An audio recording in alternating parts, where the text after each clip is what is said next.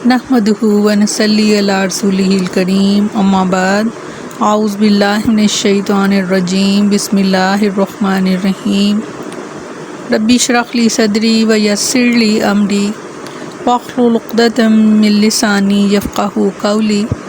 अस्सलामु अलैकुम व रहमतुल्लाहि व बरकातुहू। कैसे हैं आप सब? इंशाअल्लाह खैर आफियत से होंगे। अल्लाह ताला आप सबको अपने हिफ्ज़-ओ-मान में रखे, आमीन सुम्मा आमीन। 5वां पारा सूरत निसा आयत नंबर 83 और 84 लफ्ज़ी तर्जमा।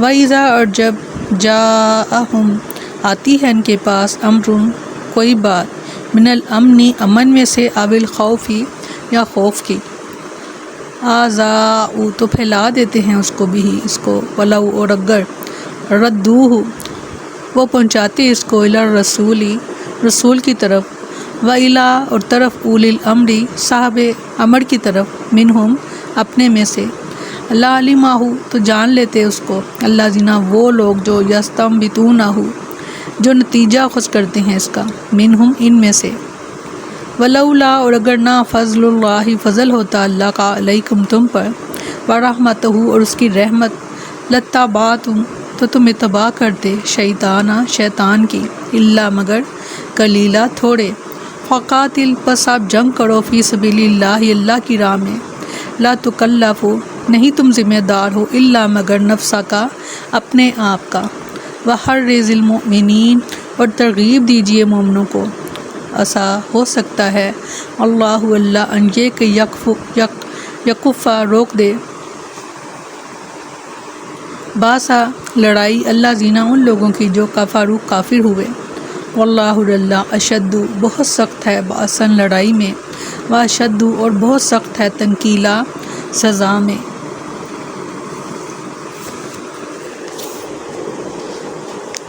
अल्लाह बहुत सख्त है अज़ाब में अज़ाब देने में। जहाँ वो रहमान और रहीम है वहीं वो साहिब इंतकाम भी है। फरमाया और जब इनके पास अमन या खौफ का कोई मामला आता है तो उसे मशहूर कर देते हैं और अगर वो इसे रसूल की तरफ और अपने हुक्म देने वालों की तरफ लौटाते तो वो लोग ज़रूर इसे जान लेते जो इनमें से इसका असल मतलब निकालते हैं। और अगर तुम पर अल्लाह का फ़ज़ल और उसकी रहमत ना होती तो बहुत थोड़े लोगों के सिवा तुम सब शैतान के पीछे लग जाते। इसमें भी मुनाफ़िकीन ही का ज़िक्र है। इन्हें जब जहादी दस्तों के बारे में गलबा या शिकस्त की कोई खबर मिलती है तो लोगों में से बग़ैर तहक़ीक़ किए फ़ौरन फैलाना शुरू कर देते हैं। इस आयत से आपको कुछ याद आया? जी हाँ, ज़रूर आपको याद आया होगा अपने इर्द गिर्द ऐसे लोग कि जो बात को उसके असल मुकाम से हटाकर और उसके असल मतलब से हटाकर अपने अल्फाज में फैला देते हैं। और इसकी बहुत बड़ी मिसाल आजकल टीवी प्रोग्राम में जो टॉक शोज़ होते हैं उसमें आपको नज़र आएगी। तो वो क्या करते हैं, बग़ैर तहक़ीक़ किए फ़ौरन उस बात को फैलाना शुरू कर देते हैं। ये पहले भी होता था कि अब भी होता है और ये होता रहेगा, जिससे कि मुस्लिम माशरे को कई तरह के नुकसानात उठाना पड़ते हैं। इसलिए आम तौर पर बग़ैर तहक़ीक़ शुदा ख़बरों में बहुत सी छोटी बातें मिली होती हैं। अगर वो ख़बरें मुसलमानों के गलबे के बारे में होती और मुबालगे से काम लिया गया होता और सच्ची ना निकलती तो बहुतों को रसूल अल्लाह सल्लल्लाहु अलैहि वसल्लम की सदाकत में शुबा होने लगता। इसलिए मुनाफ़िकीन इन ख़बरों की बनिस्बत आप ही की तरफ करके बयान करते थे। और अगर वो ख़बरें मुसलमानों की शिकस्त के बारे में होती बहुत से जो कमज़ोर ईमान के मुसलमान फितने में पड़ जाते। इन ख़बरों का एक नुकसान ये भी होता था कि मुसलमानों की जंगी तैयारियों की खबर बड़ी तेज़ी के साथ काफिरों को हो जाती थी। और अगर ख़बर खौफ और हरास वाली होती तो कमज़ोर जो मुसलमान थे वो ख़ाइफ हो जाते। इन्हीं ख़राबियों की वजह से अल्लाह ताला ने ख़बरों की तशहीर से मना फरमाया। अल्लाह ताला ने ख़बरों की तशहीर से मना फरमाया। आगे फरमाया कि अगर ये लोग इन ख़बरों के बारे में रसूलुल्लाह सल्लल्लाहु अलैहि वसल्लम और असहाबे बसीरत सहाबा कराम रज़ियल्लाहु अन्हुम की राय का इंतज़ार कर लेते तो इन्हें हकीकत हाल मालूम हो जाती और ये भी मालूम हो जाता कि किस खबर को मशहूर करना चाहिए और किसे छुपाना चाहिए। اس کے بعد اللہ نے فرمایا کہ اگر نبی کریم صلی اللہ علیہ وسلم کی بعثت اور قرآن کے نزول کے ذریعے اللہ کا فضل اور کرم نہ ہوتا تو اے مسلمانوں، سوائے چند دیدہ اور صحابہ کرام کہ تم سبھی دشیطان کے پیروکار بن جاتے اور ان جھوٹی خبروں کی تصدیق کرنے لگتے۔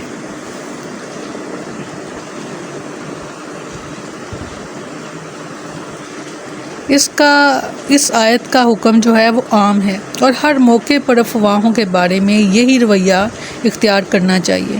چنانچہ حدیث میں اس آیت کا شان نزول بالکل الگ بیان کیا گیا ہے۔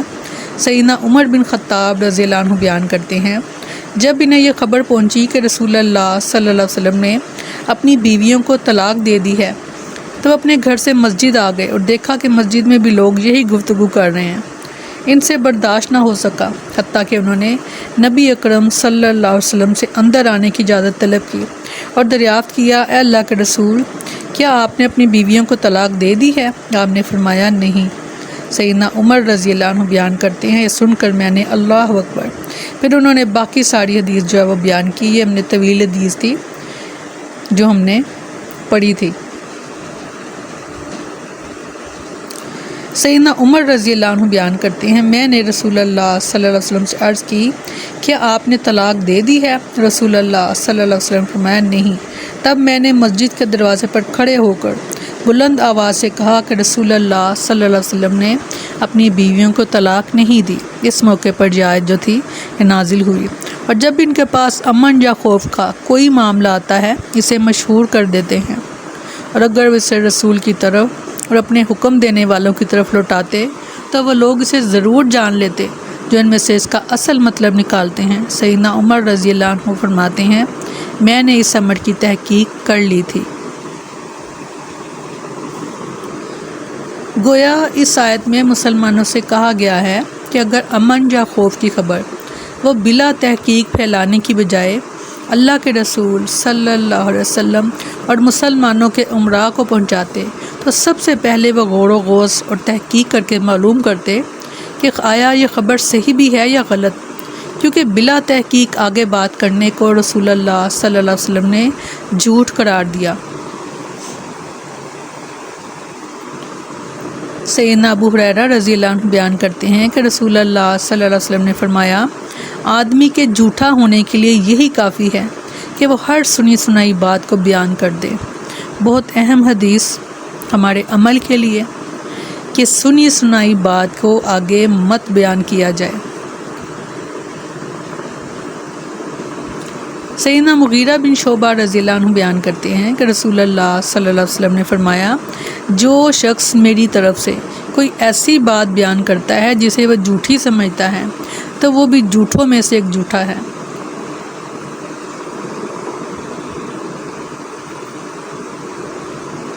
ارشاد فرمایا سورۃ حجرات میں، اے لوگو جو ایمان لائے ہو، اگر تمہارے پاس کوئی فاسق کوئی خبر لے کر آئے تو اچھی طرح تحقیق کر لیا کرو، ایسا نہ ہو کہ تم کسی قوم کو لا علمی کی وجہ سے نقصان پہنچا دو، پھر جو تم نے کیا اس پر تم پشیمان ہو جاؤ۔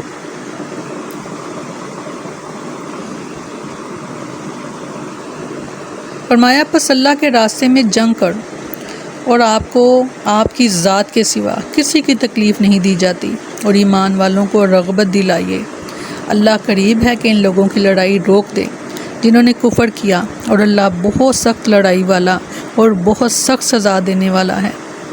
اس آیت میں فرمایا کہ آپ منافقین کے ساتھ ہونے یا نہ ہونے کی پرواہ نہ کریں، آپ کی ذمہ داری یہ ہے کہ آپ خود بھی جہاد کے لیے نکلیں اور دوسرے مومنوں کو بھی ترغیب دیں، جس کا اثر یہ ہوگا کہ دشمن آپ کی حرکات اور سکنات دیکھ کر خود ہی لڑائی کے ارادے سے رک جائیں گے، اور اگر ایسا نہ ہوا اور انہوں نے حملے کی ٹھان لی تو اللہ ان سے نمٹنے پر قادر ہے بے شک، اور انہیں خوب سزا دے گا۔ بہرحال آپ کو جہاد کے لیے ہر وقت کمر بستہ رہنا چاہیے۔ فقاتل فی سبیل اللہ لا تکلف الا نفسک۔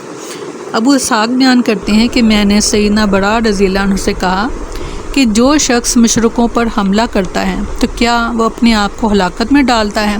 انہوں نے جواب دیا نہیں، کیونکہ اللہ تعالیٰ نے اپنے رسول کو مبعوث کیا اور ان سے فرمایا، یہی آیت جو بھی ہم نے پڑھی، فقاتل فی سبیل اللہ لا تکلف الا نفسک، اور آپ اس آیت کا حوالہ دے رہے ہیں تو اس کا تعلق اللہ کے راستے میں خرچ کرنے اور نہ کرنے سے ہے۔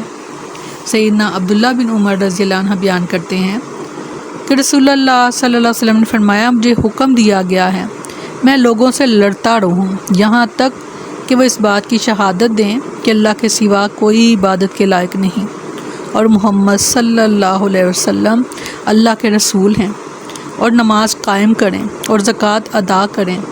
جب وہ یہ کام کریں گے تو انہوں نے مجھ سے اپنے خون اور اپنا مال محفوظ کر لیے مگر اسلام کے حق کے ساتھ، اور ان کا حساب اللہ کے ذمہ ہے۔ ابن اون بیان کرتے ہیں کہ میں نے نافع رحمہ اللہ کو لکھا، کیا لڑائی سے پہلے کافروں کو دین کی دعوت دینا ضروری ہے؟ انہوں نے جواب میں لکھا، یہ حکم شروع اسلام میں تھا، اور جب کافروں کو دین کی دعوت نہیں پہنچی تھی بعد ازاں تو رسول اللہ صلی اللہ علیہ وسلم نے بنی مطلق پر شب خوں مارا، اور تب وہ غافل تھے اور ان کے جانور پانی پی رہے تھے، چنانچہ آپ نے مقابلہ کرنے والوں کو قتل کیا اور بچ جانے والوں کو قیدی بنایا، اور اسی دن جویریہ بنت حارث کو پکڑا۔ وحرز المومنین، اور سیدنا انس رضی اللہ عنہ بیان کرتے ہیں رسول اللہ صلی اللہ علیہ وسلم اور آپ کے صحابہ میدان بدر کی طرف چلے یہاں تک کہ مشرکین سے پہلے وہاں پہنچ گئے، پھر مشرک بھی آ گئے۔ آپ نے فرمایا، جب تک میں آگے نہ بڑھوں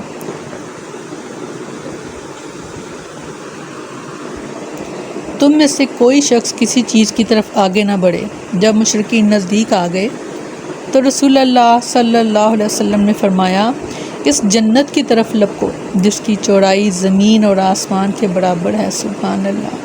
آپ کی یہ بات سن کر عمین بن حمام رضی اللہ عنہ نے کہا، بہت خوب، بہت خوب۔ رسول اللہ صلی اللہ علیہ وسلم نے فرمایا، تم بہت خوب کیوں کہہ رہے ہو؟ انہوں نے کہا، اللہ کی قسم، اے اللہ کے رسول، اس کے سوا اور کوئی بات نہیں کہ مجھے توقع ہے کہ میں بھی اس جنت والوں میں سے ہوں گا۔ آپ نے فرمایا، سبحان اللہ، کہ تم اس جنت والوں میں سے ہو۔ اس کے بعد وہ اپنے توشہ دان سے کچھ کھجوریں نکال کر کھانے لگے، پھر کچھ سوچ کر بولے، اگر میں اتنی دیر تک زندہ رہا کہ اپنی یہ کھجوریں کھا لوں تو یہ زندگی لمبی ہو جائے گی۔ چنانچہ ان کے پاس جو کھجوریں تھیں انہوں نے وہ پھینک دیں، پھر مشرکین سے لڑتے ہوئے شہید ہو گئے۔ سبحان اللہ۔ سیدنا ابو ہریرہ رضی اللہ عنہ بیان کرتے ہیں رسول اللہ صلی اللہ علیہ وسلم نے فرمایا، جو شخص اللہ اور اس کے رسول کے ساتھ ایمان لائے اور نماز قائم کرے اور زکوٰۃ ادا کرے اور رمضان کے روزے رکھے تو اللہ تعالیٰ پر حق ہے کہ اسے جنت میں داخل کر دے، خواہ وہ اللہ کی راہ میں ہجرت کرے یا اس زمین میں بیٹھ رہے جس میں وہ پیدا ہوا تھا۔ صحابہ رضی اللہ عنہم نے عرض کی، اے اللہ کے رسول، کیا ہم لوگوں کو اس کی خوشخبری نہ دے دیں؟ آپ نے فرمایا، جنت میں 100 درجے ہیں جنہیں اللہ تعالیٰ نے اپنی راہ میں جہاد کرنے والوں کے لیے تیار کر رکھا ہے۔ ہر 2 درجوں کے درمیان اتنا فاصلہ ہے جتنا آسمان اور زمین کے درمیان فاصلہ ہے۔ جب تم اللہ سے سوال کرو تو جنت الفردوس کا سوال کرو۔ اللہم انی اسألک جنت الفردوس، اللہم انی اسألک جنت الفردوس، اللہم انی اسألک جنت الفردوس۔ آمین ثم آمین، کیونکہ وہ جنت کا سب سے افضل اور سب سے اعلیٰ درجہ ہے اور اس کے اوپر رحمان کا عرش ہے اور اسی سے جنت کی نہریں پھوٹتی ہیں۔ سبحان اللہ۔ سیدنا ابو سعید خدری رضی اللہ عنہ بیان کرتے ہیں رسول اللہ صلی اللہ علیہ وسلم نے فرمایا، اے ابو سعید، جو شخص اللہ کے رب ہونے پر، اسلام کے دین ہونے پر اور محمد صلی اللہ علیہ وسلم کے نبی ہونے پر راضی ہو جائے تو اس کے لیے جنت واجب ہو جائے گی۔ رضیت باللہ ربا وبالاسلام دینا وبمحمد صلی اللہ علیہ وسلم۔ صبح شام کے اذکار میں آپ کو یہ دعا ملے گی، تو اس کا انعام یہ ہے کہ اس کے لیے جنت واجب ہو جائے گی۔ ابو سعید رضی اللہ عنہ نے اس بات سے تعجب کیا اور عرض کی، اللہ کے رسول، اس بات کو دوبارہ ارشاد فرمائیں۔ آپ نے یہی بات دہرا دی۔ پھر رسول اللہ صلی اللہ علیہ وسلم نے فرمایا، ایک اور چیز ہے جس کی بنا پر بندہ مومن کو جنت میں 100 درجوں تک رفتوں سے ہمکنار کیا جاتا ہے، وہ کہ کہ جن میں سے ہر دو درجوں کے درمیان اس قدر فاصلہ ہے جتنا آسمان اور زمین کے درمیان ہے۔ ابو سعید نے عرض کی، اے اللہ کے رسول، وہ کیا چیز ہے؟ آپ نے فرمایا، وہ اللہ کی راہ میں جہاد کرنا ہے۔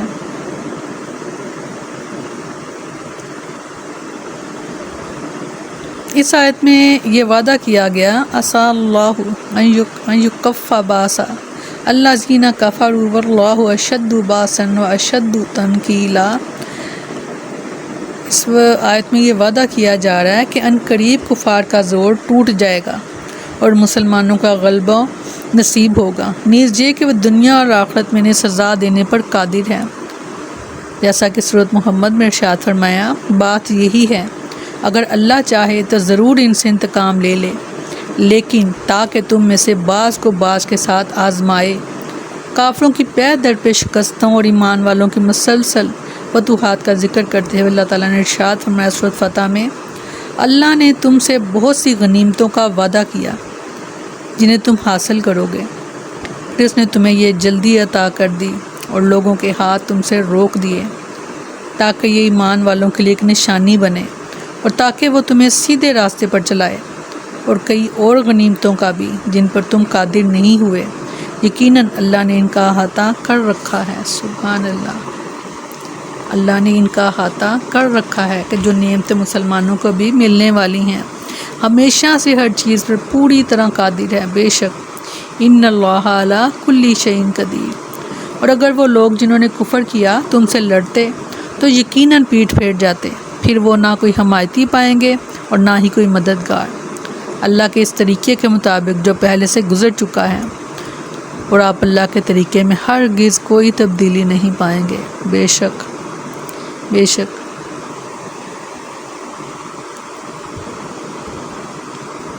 مومنوں کی فتوحات اور کافروں کی شکستوں کی پیش گوئی مندرجہ ذیل حدیث میں بھی ہے، اور یہ حدیث گویا اس آیت کی تفسیر ہے۔ سیدنا عدی بن حاتم رضی اللہ عنہ بیان کرتے ہیں، میں ایک دن رسول اللہ صلی اللہ علیہ وسلم کے ساتھ بیٹھا ہوا تھا کہ اتنے میں دو شخص آئے، ایک تنگی معیشت کی شکایت کر رہا تھا اور دوسرا راہزنی کی۔ رسول اللہ صلی اللہ علیہ وسلم نے فرمایا، اے عدی، کیا تم نے ہیرا دیکھا ہے؟ میں نے عرض کی، نہیں، تاہم اس کے متعلق سنا ہے۔ فرمایا، اگر تمہاری عمر زیادہ ہوئی تو تم دیکھو گے کہ ایک عورت ہیرا سے چل کر کعبے کا طواف کرے گی اور اسے اللہ کے علاوہ کسی کا ڈر نہیں ہوگا۔ میں نے اپنے دل میں کہا کہ قبیلہ طے کے ڈاکو جنہوں نے شہروں میں آگ لگا رکھی ہے کہاں چلے جائیں گے؟ پھر آپ صلی اللہ علیہ وسلم فرمایا، اور اے عدی، اگر تمہاری لمبی عمر ہوئی تو تم ضرور کسریٰ کے خزانوں کو فتح کرو گے۔ میں نے کہا، کسریٰ بن ہرمز؟ آپ نے فرمایا، ہاں، کسریٰ بن ہرمز۔ اور اے عدی، اگر تمہاری عمر لمبی ہوئی تو ضرور ایسے شخص کو دیکھو گے جو مٹھی بھر کر سونا یا چاندی لے کر ایسے آدمی کی تلاش میں نکلے گا جو اسے قبول کر لے، لیکن ایسا کوئی آدمی نہیں ملے گا جو اسے قبول کر لے۔